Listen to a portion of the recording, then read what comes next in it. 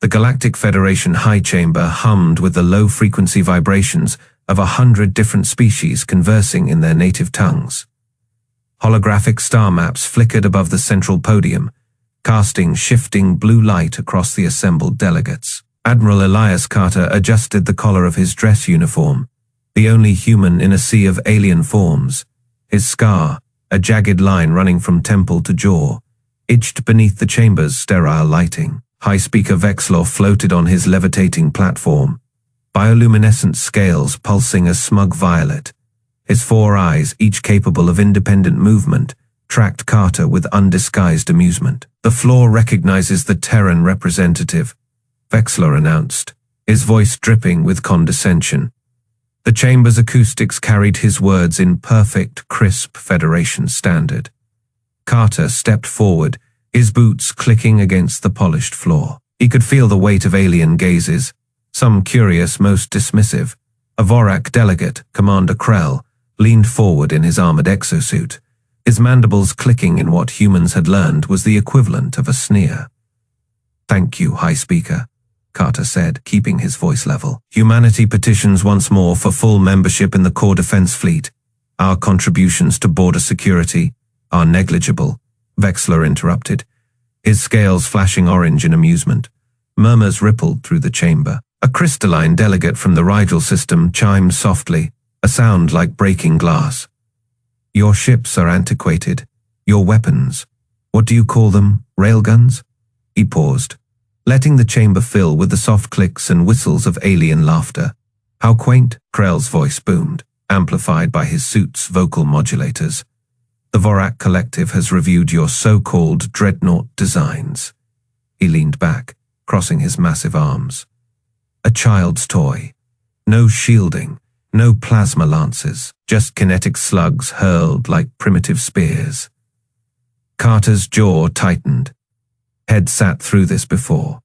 The Federation loved its rituals, the posturing, the veiled insults disguised as debate. He tapped the control pad on his wrist, summoning a hologram of Earth's latest defense grid. "Our technology may differ, but its effectiveness is untested." Vexlor cut in again. His platform drifted closer, forcing Carter to look up at him. "The core defense fleet requires species capable of standing against the Ravnok swarm.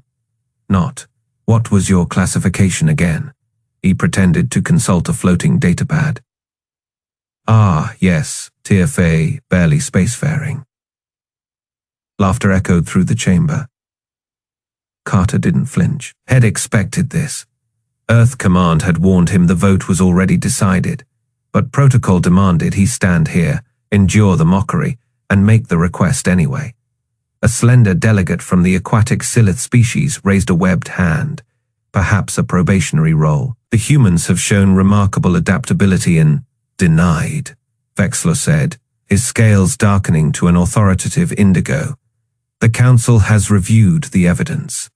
Humanity lacks the technological sophistication for full membership.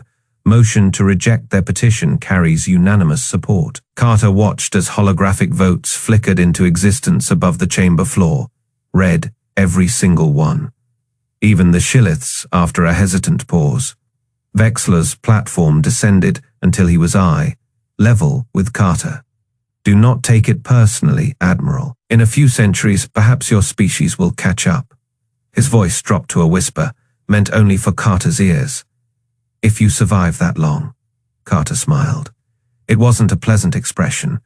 "Thank you for your consideration, High Speaker." He turned on his heel and walked toward the exit, the chamber's massive doors parting silently before him. The whispers followed, some pitying, most derisive. Outside in the transit hub, Carter activated his secure comlink. The encryption was human-designed, something the Federation's snooping algorithms had yet to crack. "They took the bait," he said quietly. Captain Lisa Hayes' voice crackled back, tinged with static from lunar orbit. "Unanimous, like clockwork." Carter allowed himself a small, satisfied exhale. "Proceed to Phase 2. Hayes' laugh was sharp. "The Zephyrians are going to shit their scales when they see what's been hiding in their backyard." Carter stepped onto the human shuttle, its interior blessedly free of alien architecture. As the doors sealed behind him, he finally let his grin spread. Let them laugh now.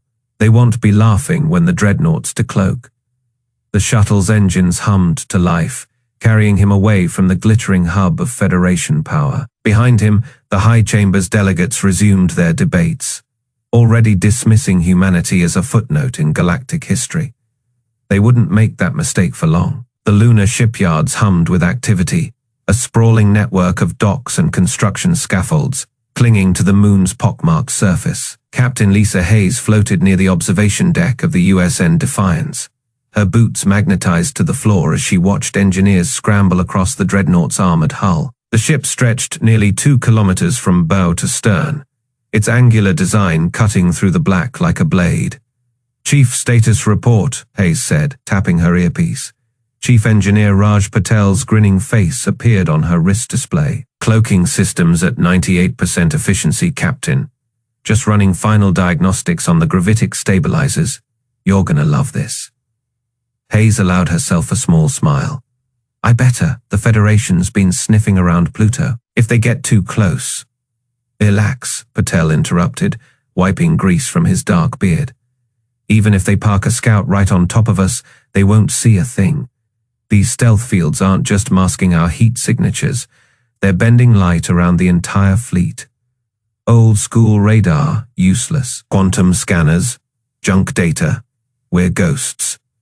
A klaxon blared as a massive cargo hauler drifted past, its magnetic clamps securing a fresh shipment of railgun slugs. Hayes watched as a team of engineers in zero-G harnesses welded the final armor plates onto the USN Titan, Earth's first planet, killer-class warship.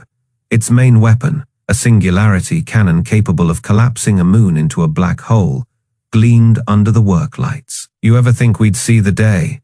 Patel mused, floating up beside her. "Humanity building ships like these." Hayes folded her arms. "After what they did to the Mars colonies. After they laughed at our primitive defenses while their Vorak raiders burned our outposts. No, I always knew we'd have to fight back." Patel chuckled. "Yeah, but with this 30 dreadnoughts, each one packing enough firepower to glass a planet." Carter wasn't kidding when he said we'd make them regret underestimating us. Hayes's wrist display beeped, a priority alert. She tapped it, and Admiral Carter's grizzled face filled the screen. His scarred lip curled into a smirk. "Hayes, we've got movement. Federation. Scout fleet near Pluto. They're poking around, probably looking for whatever's been messing with their long-range scans." Carter's eyes hardened. "Time to move, get the Defiance prepped. If they declare war today, we hit them hard." The transmission cut out. Hayes turned to Patel. "You heard the man. Warm up the engines." Patel saluted, still grinning. "Aye, Captain. Let's show these aliens what primitives really looks like." Across the shipyard, the other dreadnoughts stirred to life. Cloaking fields shimmered as reactors powered up, their hum vibrating through the lunar rock. Hayes strode toward the Defiance's bridge, her crew snapping to attention as she entered. "Status, all systems green, Captain," reported Lieutenant Cho, her fingers dancing across the holographic displays. "Railguns charged, torpedo bays loaded, cloak holding steady." Hayes settled into her command chair, the leather creaking under her weight. "Helm, take us out, nice and easy. Let's not give the Federation any surprises until we're ready." The Defiance detached from the shipyard, its massive engines flaring silently in the vacuum. Behind it, the rest of the fleet followed, their angular hulls vanishing into the void as the cloaking systems engaged. Hayes leaned back, watching the stars streak past the viewport. Somewhere out there, the Federation was still laughing at humanity. Not for long. Lieutenant Jake Morrison adjusted the neural interface of his Raven-faced stealth fighter, his fingers dancing across holographic controls as asteroids tumbled past his cockpit in lazy rotations. The Proxima Centauri outpost hung in the distance, a fragile collection of human habitats and defense platforms that looked pitiful compared to the gleaming Vorak warships now surrounding it. Swiftstar to control, Morrison said, his voice calm despite the adrenaline humming through his veins. Got 5, no, 6, Vorak cruisers holding position at the edge of the exclusion zone. Their plasma cannons are hot. Looks like Grashnak brought friends to his little inspection. A crackle in his earpiece. Copy that, Swiftstar. Maintain cloak and observe. Command wants proof they fire first. Morrison smirked. Oh, they'll fire first. Vorak can't help themselves. He banked his fighter behind a particularly large asteroid, the Raven Phase adaptive camouflage, making it indistinguishable from space rock. Through his enhanced display, he watched the lead Vorak vessel, a hulking monstrosity of blackened alloy and glowing purple weapon nodes, drift closer to the human station. On the open comm channel, a guttural voice growled, "Human outpost. This is Battlemaster Grashnak of the Vorak Third Fleet. You will power down all defensive systems immediately for inspection." A pause. Then the shaky voice of Lieutenant Chen from the outpost. "Battlemaster, we were only notified of your arrival 10 minutes ago. Our protocols require. Your protocols are meaningless." Grashnak roared. Morrison could practically see the spittle flying from the alien's tusked maw. "The Federation has deemed your species incapable of proper self-governance. You will comply or be made to comply." Morrison's fingers tightened around his control yoke. "Control, you getting this? They're about to..." A blinding purple flash erupted from the lead Vorak cruiser. The plasma bolt struck the outpost's main communications array, sending molten debris spinning into the void. Alarms blared across the human station as emergency bulkheads slammed shut. Grashnak's laughter filled the comms. Pathetic human constructs. This is what happens when lesser species pretend at civilization. Morrison didn't wait for orders. His Raven phase cloak disengaged as he punched the throttle, streaking toward the Vorak formation. Swiftstar engaging. Let's see how they like our primitive toys. The Vorak didn't even see him coming. Morrison's first railgun round punched clean through the nearest cruiser's engine nacelle, sending it spiraling out of control. Warning klaxons blared across the Vorak fleet as their sensors suddenly registered dozens of new contacts. Human fighters decloaking all around them. Grashnak's voice now carried a note of panic. "Ambush! All ships defensive formation." Too late. Morrison barrel rolled through a storm of plasma fire, his targeting computer locking onto a Vorak gunship. Fox 2, a pair of hypersonic missiles streaked from his wings, reducing the alien vessel to expanding debris. "Morrison, you reckless son of a..." That was Captain Hayes cutting in from the Defiance. "All Raven squadrons, full assault pattern Delta. Give them nothing to aim at." The void became a swirling dance of death. Human fighters, small, agile, and far more advanced than the Federation's intelligence suggested, weaved through the lumbering Vorak ships like wolves among cattle. Morrison watched as a wingmate's plasma torpedoes gutted another cruiser, its atmosphere venting in frozen clouds. Grashnak was screaming now. "Impossible. Your ships, your weapons," the Council said. Yeah, Morrison muttered, lining up another shot. "We're just dumb apes with rocks, right?" His railguns spat tungsten at relativistic speeds, shearing through a Vorak destroyer's bridge. Then the real show began. Space itself seemed to ripple behind the Vorak fleet as massive shapes began emerging from stealth. First the USN Defiance, its kilometer-long hull bristling with weapons ports. Then the Atlantica, the Olympus, the Valiant. Earth's dreadnought fleet revealing itself in all its terrifying glory. Grashnak's transmission cut through the chaos, his voice raw with disbelief. No, these cannot be human ships. The Federation assured us your largest vessel was barely frigate class." Admiral Carter's voice boomed across all frequencies. "Vorak Battlemaster Grashnak, you have fired upon a united Earth outpost without provocation. By the laws of war, your fleet is now forfeit." Morrison watched as the Atlantica's gravitic lance powered up, the weapon's emitters glowing an ominous blue. "Oh, this is gonna be good," he whispered. The lance fired. A beam of distorted space-time ripped through the Vorak formation, shearing the lead cruiser clean in half as though some cosmic knife had sliced it. Atmosphere and bodies spilled into the void as the two halves drifted apart, their edges glowing molten red. Grashnak's final transmission was barely coherent. "Retreat, all ships. Jump now. Warn the Fedra." The Defiance's main railgun battery spoke next. A dozen tungsten rods, each the size of a city bus, accelerated to a fraction of light speed. They struck the fleeing Vorak flagship, like the fist of an angry god, punching through shields and armor as though they weren't there. The ship detonated in a fireball that briefly outshone Proxima Centauri itself.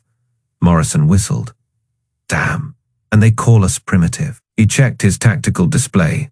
The entire Vorak task force was either destroyed or fleeing at maximum burn. The battle had lasted less than 6 minutes.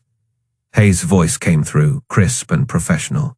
"Despite the victory, all Raven units form up on the Defiance. We've got incoming Federation reinforcements from the jump point." Morrison swung his fighter around, adrenaline still singing in his blood. "Copy that, Defiance. Let's give them a proper human welcome too." As he took up position near the massive dreadnought, Morrison couldn't help but grin. This was just the beginning. The galaxy was about to learn what happened when you underestimated humanity. The Vorak warships loomed over Proxima Outpost, their plasma cannons glowing with cruel intent. Battlemaster Grashnak's face filled the comm screen, his armored mandibles clicking in amusement. "Human Station, you are in violation of Galactic Federation peace accords. Prepare to be boarded or destroyed." Lieutenant Jake Morrison adjusted his grip on the Raven, phase controls, his fingers dancing across the stealth systems. "Defiance actual. This is Raven 7. They're moving into position, awaiting your signal." Admiral Elias Carter's voice crackled through the encrypted channel. "Hold position, Lieutenant. Let them commit." Grashnak's flagship, the Vorak Dominator, unleashed the first volley. Plasma fire ripped through the outpost shields, sending debris spinning into the void.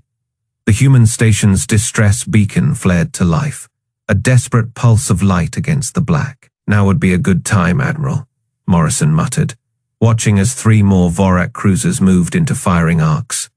Aboard the USN Defiance, Carter exchanged a glance with Captain Lisa Hayes. She nodded, her fingers hovering over the cloaking disengage sequence. "All ships, prepare to decloak on my mark." The bridge crew tensed. Across the fleet, 30 dreadnoughts waited in perfect silence. Their railguns charged, their missile bays loaded. Mark. Space rippled. One moment, the Vorak fleet was bearing down on a defenseless outpost. The next, the void itself seemed to fracture as 30 kilometers of armored warships materialized from nothing. The USN Atlantica's gravitic lance fired first, a searing beam of distorted spacetime that carved through the Dominator's hull like a knife through paper.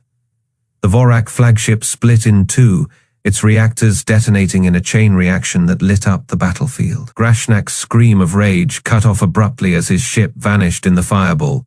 Morrison whooped, kicking his Raven Fey into full burn. "That is what you get for calling us primitive, you overgrown cockroach." The remaining Vorak ships scrambled, their formation collapsing into chaos.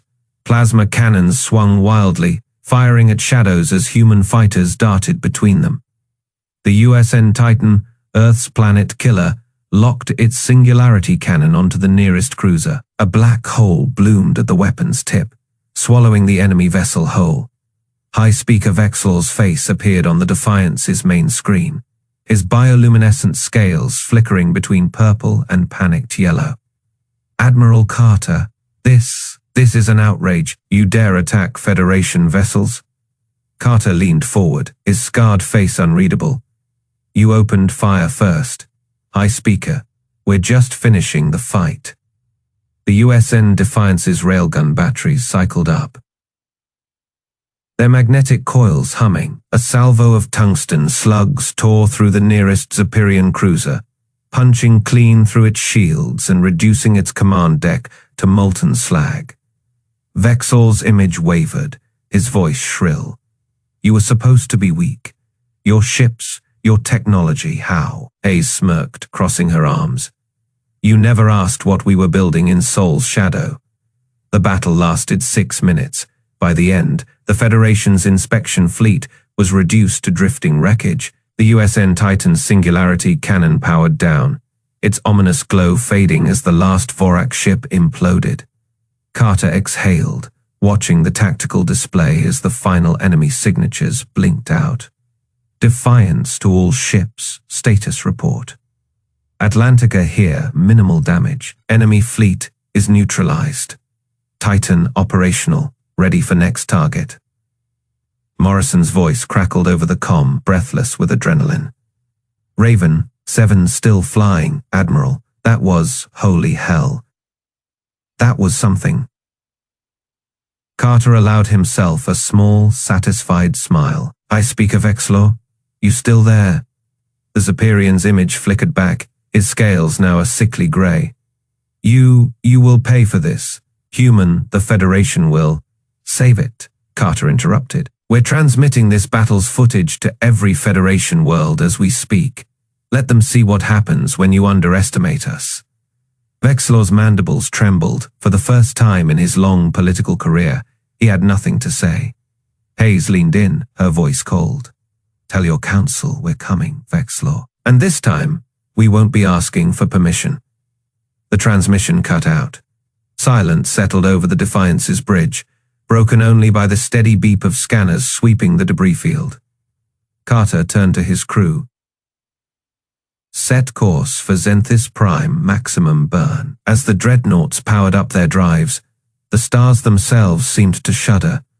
The galaxy was about to learn the price of mocking humanity. The holographic war table flickered in the dim light of the Federation High Chamber, casting eerie blue reflections across the terrified faces of the assembled delegates. High-speaker Vexlor's bioluminescent scales pulsed erratically, shifting between sickly yellow and panicked violet as the live feed from Proxima Centauri played across the central display. The image shook violently as another Vorak cruiser exploded under concentrated railgun fire, its molten debris scattering across the blackness like burning confetti. Impossible, whispered Councillor Zix of the crystalline Krellians, his faceted body trembling.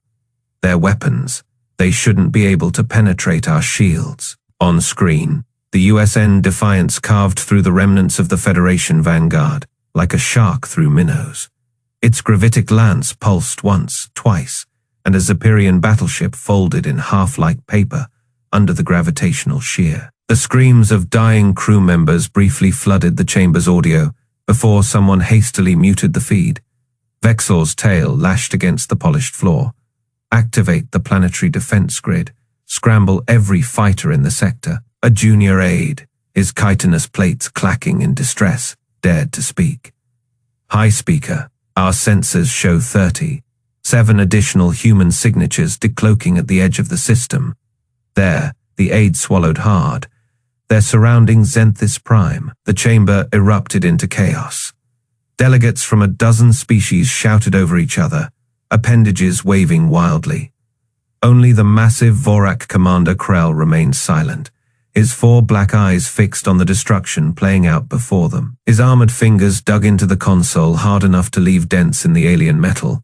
Then the main view screen flickered again, this time by design. The image resolved into the sharp-featured face of Captain Lisa Hayes, her cold blue eyes staring directly into the chamber from the bridge of the Defiance. Behind her, crew members moved with calm efficiency, the glow of tactical displays reflecting off their determined faces.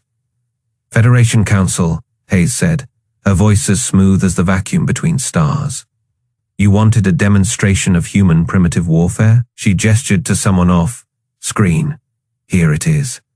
The feed split on one side, Hayes' unflinching gaze on the other, a tactical view of the USN Titan powering up its main weapon. Energy crackled along its massive barrel, the very fabric of space distorting around the charging Singularity cannon.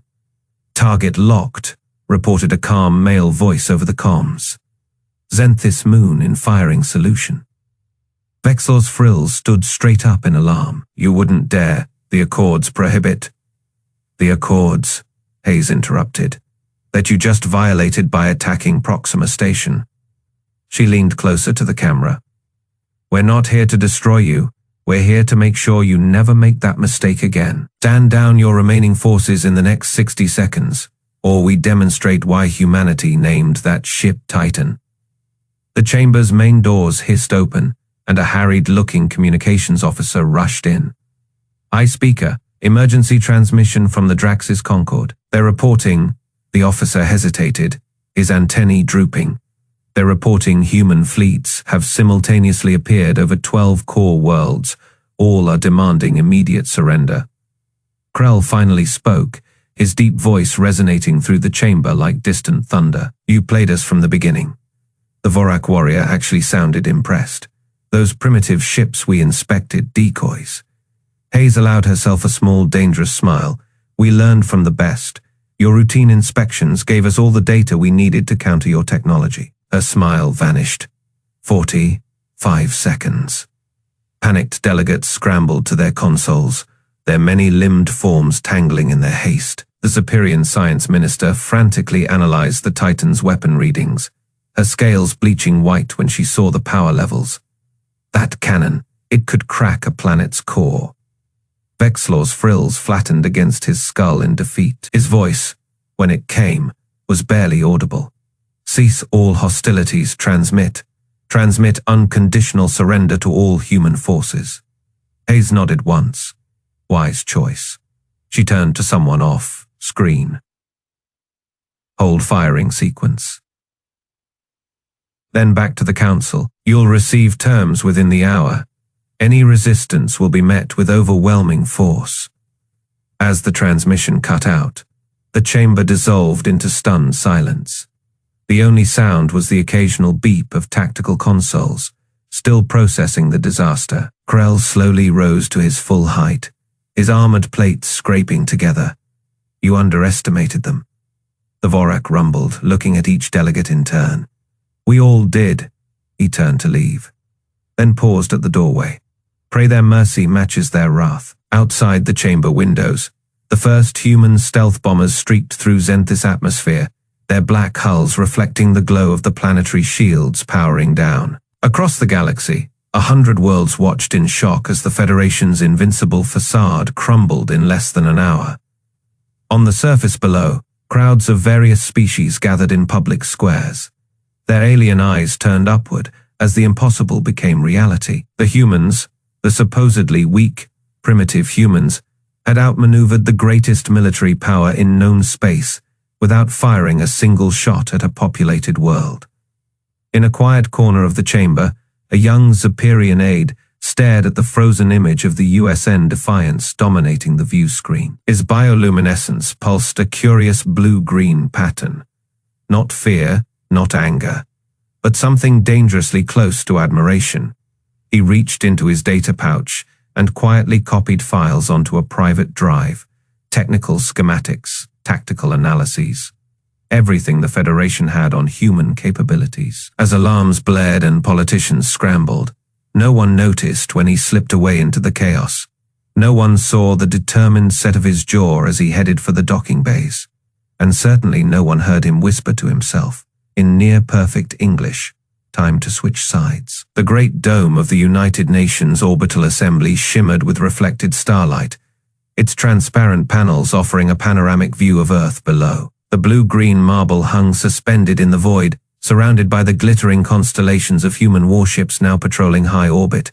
Inside, the chamber buzzed with a tension thicker than neutronium. Thousands of alien delegates filled the adaptive seating, their forms a riot of colors and shapes, chitinous carapaces, bioluminescent tendrils, crystalline exoskeletons. None of them spoke, none of them dared. The air smelled of ozone and fear. At the central podium, President Moreau stood with her hands clasped behind her back. Her crisp black uniform bore no medals, no adornments, just the simple silver insignia of Earth's United Fleets. The silence stretched until it became a physical weight. 3 days ago, she began, her voice calm but carrying to every corner of the chamber. The Galactic Federation declared humanity unfit to stand among the great species. You called us primitive. You laughed at our ships.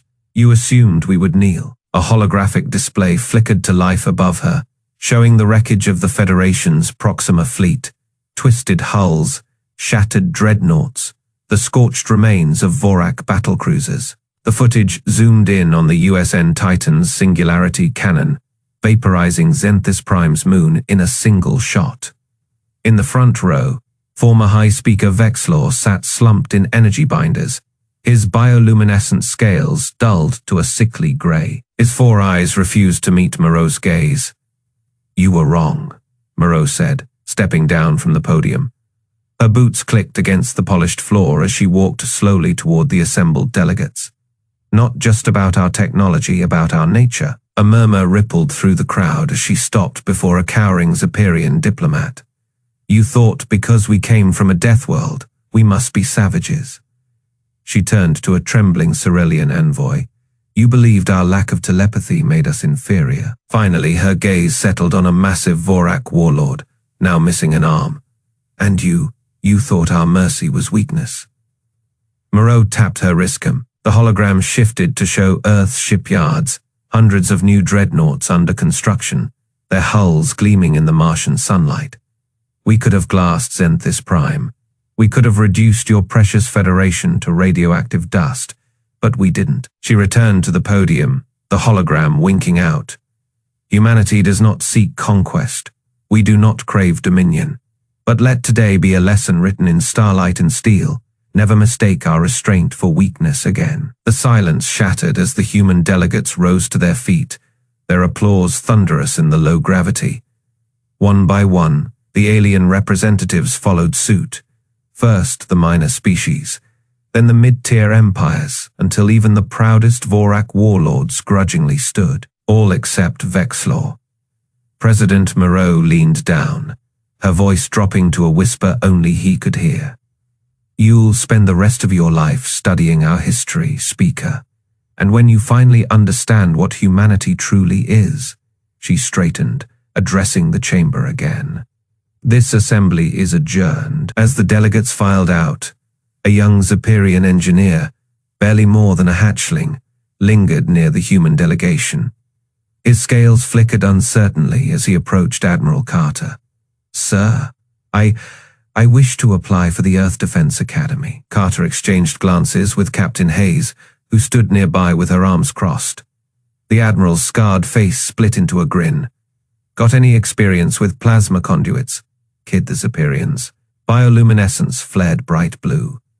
"No, but I learn fast." Hayes chuckled, clapping the alien on his chitinous shoulder. "Welcome to the winning team."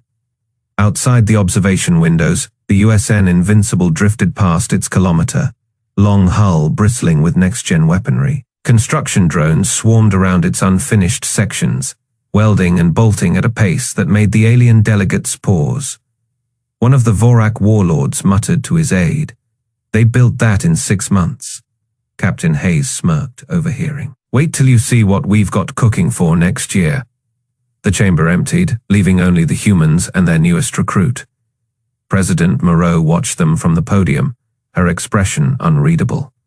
On the floor below, Vexlor finally raised his head, his voice hoarse. "You'll regret this, Mercy." Moreau didn't even glance at him as she walked away. "No," she said softly, "we won't."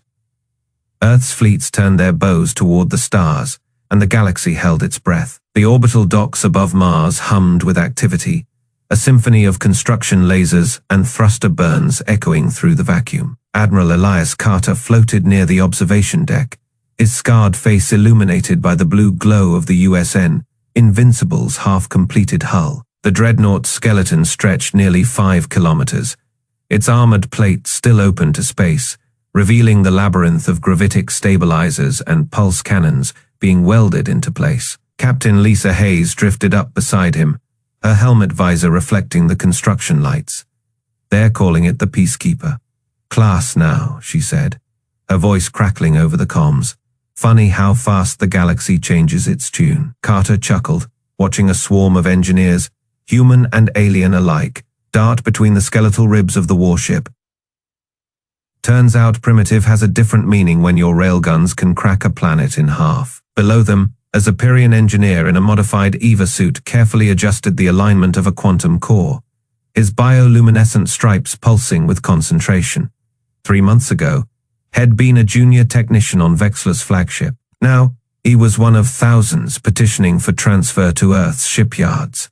Hayes tapped her wrist display, pulling up a live feed from Zenthis Prime.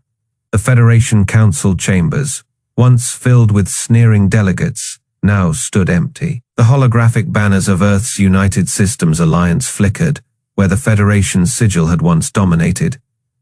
"You see the latest?" she asked. "The Vorak are dismantling their war fleets voluntarily." Carter raised an eyebrow. "After what the Titan did to their homeworld's moon, I'd be nervous too." A chime sounded in their helmets. An incoming transmission. President Moreau's face appeared on their HUDs, her expression calm but firm.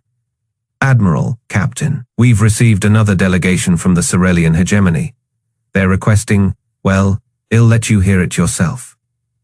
The feed switched to a towering Cerelian diplomat, its floating ocular orbs dimmed in submission. "Humanity," it intoned, its telepathic voice translated into clipped English. "We wish to study under your military advisors. Your tactics are unlike anything in the known galaxy." Hayes muted the feed and snorted. "Study, they mean copy." Carter didn't smile.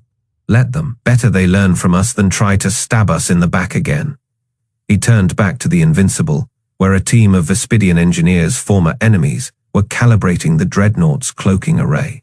Besides, were building something even they won't be able to replicate. Down in the dry dock, Chief Engineer Raj Patel floated alongside the Zephyrian technician, pointing at a schematic. The alien's mandibles clicked in awe as Patel explained the Invincible's Singularity core. "See this," Patel said, grinning. "Your old Federation science boards said stable black holes were impossible. We've had them powering our cities for a decade."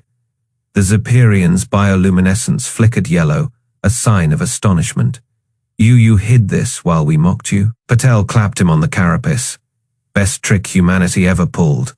Make him think you're weak until they're dumb enough to punch first." Back on the observation deck, Hayes folded her arms. "You think they'll ever stop being afraid of us?" Carter watched as another batch of alien workers, Vorak this time, were escorted through security checks by human marines. The hulking warriors moved with uncharacteristic caution, their armored heads bowed. "No," he said finally. "But fear's not the worst thing, it's respect." He nodded toward the Invincible, "And we've earned that." A proximity alarm beeped on the far side of the dry dock. The massive armored plates of the USN Titan slid into view, its Singularity cannon still humming from its last test fire. The sight made even the human engineers pause. The Zephyrian technician stared, his bioluminescence flaring bright blue. "You're building more of those." Patel laughed. "Oh, that's just the prototype. Wait till you see what's next." Hayes switched off the observation deck's comms, leaving them in silence. The stars outside burned cold and distant. Somewhere out there, 100 former Federation worlds were scrambling to adjust to the new order. Human patrol ships now drifted where alien armadas had once ruled. "You ever wonder what they'll call this?" Hayes asked quietly. "In the history books, I mean." Carter didn't hesitate. "The day the galaxy learned the truth." He turned away from the viewport toward the bustling dry dock below. "They called us primitive. Now they beg to learn from us." The Invincible's construction lasers flared to life, casting long shadows across the faces of every species working below. Human, Zephyrian, Vorak, Cerelian, all united under one banner. Now, the banner of Earth.